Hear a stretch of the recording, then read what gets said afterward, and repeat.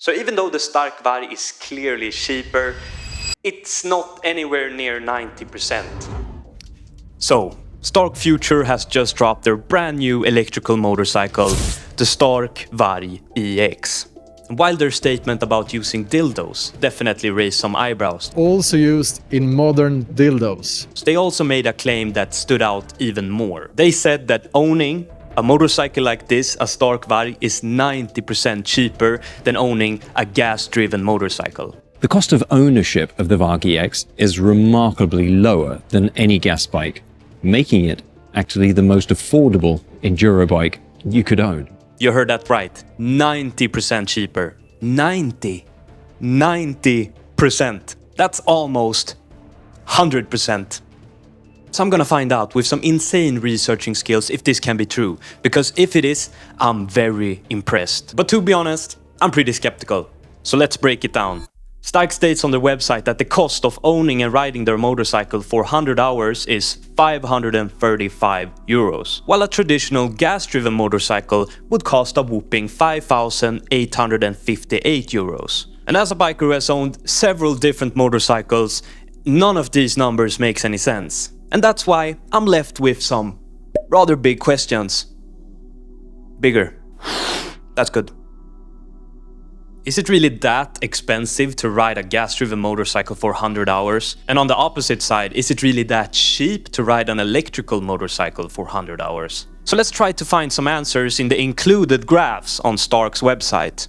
For the electrical bike, the graph looks solid, with just a small increase of cost throughout the 100-hour period, which I assume is mainly from just charging the bike with electricity. However, when looking at the gas-driven bike, it's rather similar until the last 4 hours. Suddenly, the cost jumps from 4,000 euros to an insane 6,000 euros in the last 4 hours. This suggests some very costly maintenance, which makes sense since there's a lot of upkeeping costs to keeping a gas-driven bike in top shape. And if we look in the fine print, Stark claims that the calculations is based on a global average of fuel and electricity prices. Maintenance is performed as per OEM handbook and uses authorized dealers for all the work. So you'd assume that the graphs here, they account for the cost of using professional mechanics for all the service work. But looking back at the electrical bike chart, there's really no sign of any costly maintenance. So to the untrained eye, it looks like only the cost of electricity is being added to the graph. So does that mean that the Stark VARG EX doesn't have any maintenance at all? Well, that's not really true. Because if we look at the owner's manual for the Stark VARG, we can see that there is a lot of maintenance to be done. This includes bleeding the forks after every ride, changing the gear oil after 40 hours, and also servicing the rear shock and the front forks after 80 hours. So after reading the service intervals, you'd expect at least some kind of cost increase after 80 hours, because I assume that must be the biggest job of them all. But if we look at the graph, there is nothing there. Nothing. At all. There's no real sign of any cost being accounted for at all, except charging the bike. Okay, so maybe you can do all this stuff yourself. Yeah, I thought so myself, but again, Stark VARG claims that these calculations are based on using authorized dealers doing all the service. And even if we ignore the fine print, we can see in the manual that most of these items on the list requires a trip to the dealer. To get to the bottom of this, I've done my own calculations of the cost based on the manual of a random 450 and the Stark VARG. And I just realized I've been saying Stark VARG instead of Stark VARG, which is the correct Swedish pronunciation of a Swedish word. But yeah, sponsor me IKEA. And worth to mention is that these calculations, I've done some assumptions, including that for the Stark VARG, I've assumed that the average ride time per ride is about 4 hours. This might give the Stark VARG some advantages, but hey, who cares? So let's begin with the calculations for the gas-driven bike. Based on the maintenance schedule for the 450, here's what you need to do after 100 hours of riding. So, every 10th hour you gotta check your brakes, the discs, the lines and the fluids. I estimated this cost to be around 20 euros. And since we gotta do this every 10th hour, we got a total cost of about 200 euros. Then we have to check the frame, the shock absorber linkage, the chain and the sprockets. I estimate this to be 300 euros in total. Then we gotta grease all the moving parts, which is probably around 5 euros per service, which in 100 hours is 50 euros. And of course we gotta check the tire condition, the wheel bearings and the chain tension. This should be a quick fix and I estimate this to be 15 euros per check, which adds up to 150 euros in total. Then we got the last 2 service jobs in the 10-hour interval, which is also the most expensive ones. We gotta change the engine oil and filters for roughly 900 euros. And then we gotta check the clutch for 300 more. Then every 20 hours we gotta check the fork bearings, which I estimate to be roughly 50 euros per check. And since we gotta do it 5 times in these 100 hours, it will be roughly 250 euros. So during these calculations, I've decided to use the low estimate of the service costs. This means that the low estimate of the cost of riding a gas-driven motorcycle for 100 hours is about 2,375 euros. So with all this in mind, looking back at the graph, everything makes total sense. Until the last 4 hours. The only reasonable cause of this would of course be a rebuild of the engine, which you could absolutely do after 96 hours. Even though some people would think that it's a bit weird to do it just before the 100-hour mark. And considering that the service has been done at the dealership with the correct service intervals, it's rather safe to say that the bike won't necessarily need a full-end rebuild before the 100-hour mark. But I think that they have estimated 2,000 euros for a top-end rebuild. And this is the interesting part, because if the cost can only cover a top-end rebuild, we can assume that the rider is somewhat a beginner. And this would also make sense regarding the cost for the Stark VARG, because I have a hard time believing that a pro rider could ride the Stark VARG for 100 hours with only a maintenance cost of about 500 euros. So with all this in mind, if we use the high estimate of the gas-driven bike, which is 4,700 euros, and then we add the cost for the top-end rebuild, we get somewhere close to Stark VARG's estimates in the graphs. So far, everything makes sense, right? Let's see if it makes sense after looking at the Stark VARG. So here's what's required for the Stark VARG after every 100 hours of riding.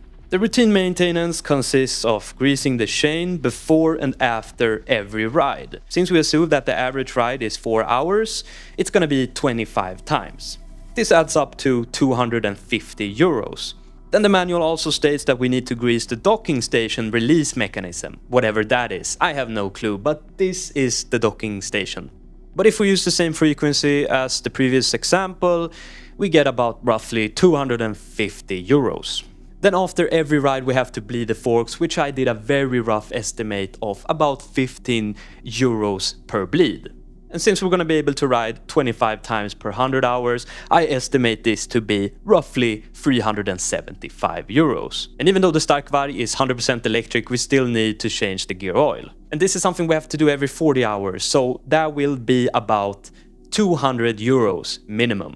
And then we got the big boy stuff to do every 80 hours, which includes service the forks, 200 euros, service the rear shock for 200 euros, and then inspect the motor gears and bearings for 100 euros. And I mean, that gotta be the minimum cost of inspecting the motor gears. And then we got some tasks you gotta do once every year. This is change the brake fluid and the coolant, which I think could cost about 50 euros per task, so 100 euros in total. So this gives us a low estimate of 1,675 euros for the Stark VARG. Now, let's talk about the elephant in the room. Fuel and electricity prices. This is where the real savings of an electric bike should really come in handy. For gas-powered motorcycles like this one, the fuel prices varies a lot depending on which region you fuel up your bike in. But in this calculation, I've tried to find the global average, just as Stark did on the website. Since a dirt bike averages about 8 liters of fuel per hour when ridden hard, it will cost you about 1,200 euros at the average price of 1.5 euro per liter. Now, for the Stark VARG,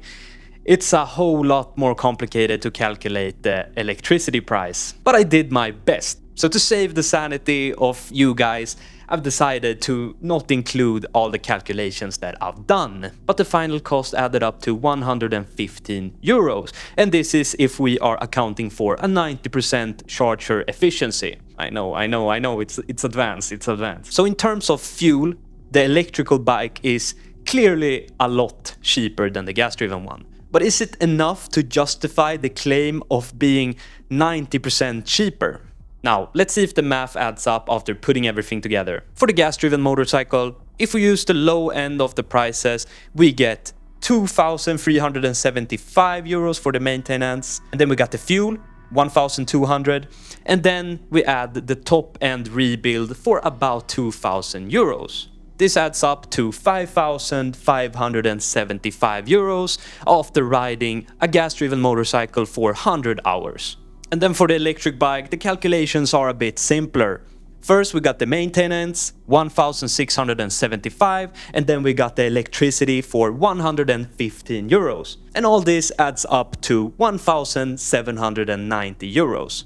Now, if we go back to the graph on Stark's website, we can see that the estimate for the gas-driven bike seems to be pretty accurate. But if we compare to the electric graph, we can see that it's off by a lot. The lower estimate of my calculations are 3 times as much as they stated.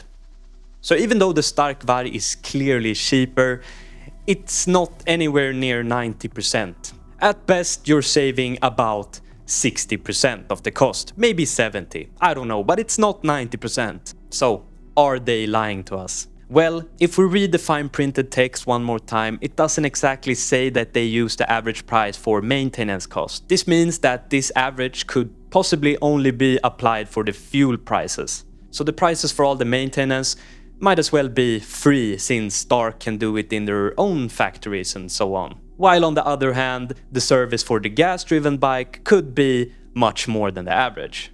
They also don't mention what kind of rider is riding which bike, which also plays a huge factor in making these estimates. But it's safe to say that if we just look at the manual of the Stark VARG, it gotta be impossible to not overshoot the 500 euro target, especially if you gotta do everything at a dealership. So, is the Stark VARG the most cost-effective dirt bike you can own? Probably yes. So while it's not quite as cheap as Stark claims, it does offer significant savings in the long run, especially when you think about the environment and stuff like that. However, this video is not to start any kind of debate. The Stark VARG is a beast. You can even use it underwater, which is insane. And I also gotta give credit to the Stark VARG social media team. They are absolutely killing it with the visuals. So really the reason I did this video is because I'm jealous. So leave a like, don't send this to Stark VARG, and tell me if I said something wrong in the comment section.